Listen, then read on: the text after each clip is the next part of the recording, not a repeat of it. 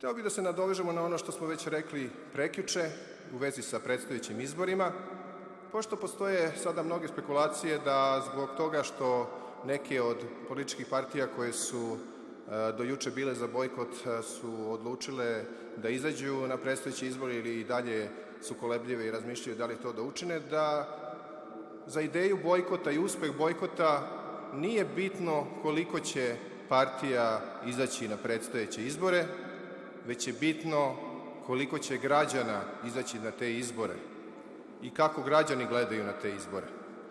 A mi smo uvereni da veliki broj građana neće izaći na ove lažne izbore i da neće na taj način da da legitimitet autokratskom režimu.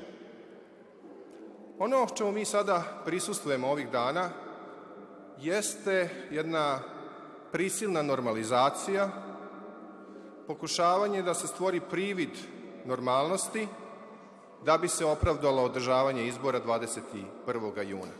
Mi smo do juče nismo smeli da bacamo đubre tokom policijskog časa, a danas, koliko danas već možemo da dahćemo jedni drugima za vrat u gradskom prevozu.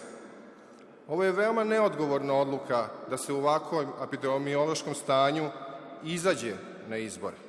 I tu veliku odgovornost snosi i takozvana struka, pre svega članovi kriznog štaba, lekari, koji su samo postali produžena ruka vlasti.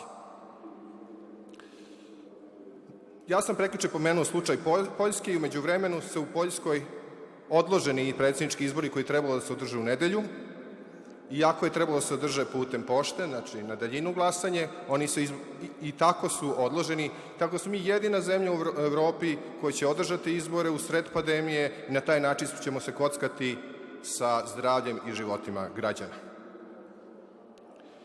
Osim ove nepovoljne zdravstvene situacije, imamo izuzetno lošu situaciju u društvu gde je, nažalost, vlast umesto da iskoristi ovu priliku i ovu nesreću za prevazilaženje razlika, za normalizaciju u zemlji, učinile upravo suprotno, produbile razlike u društvu, huškala je građane jedne na druge, podizala tenzije i bestidno vodila političku kampanju. Tako, zbog svega ovoga što sam rekao, 21. juna neće biti održani nikakvi izbori, biće održano samo glasanje sa unapred poznatim ishodom, a jedina nepoznanica je kome će vlast i Aleksandar Vučić pomoći da uđe u Skupštinu kako bi glumili opoziciju. Svako ko na takvim izborima bude učestvovao, svesno ili nesvesno, namerno ili nenamerno, doprineće daljem učvršćavanju autokratske vlasti Aleksandra Vučića i daće mu legitimitet.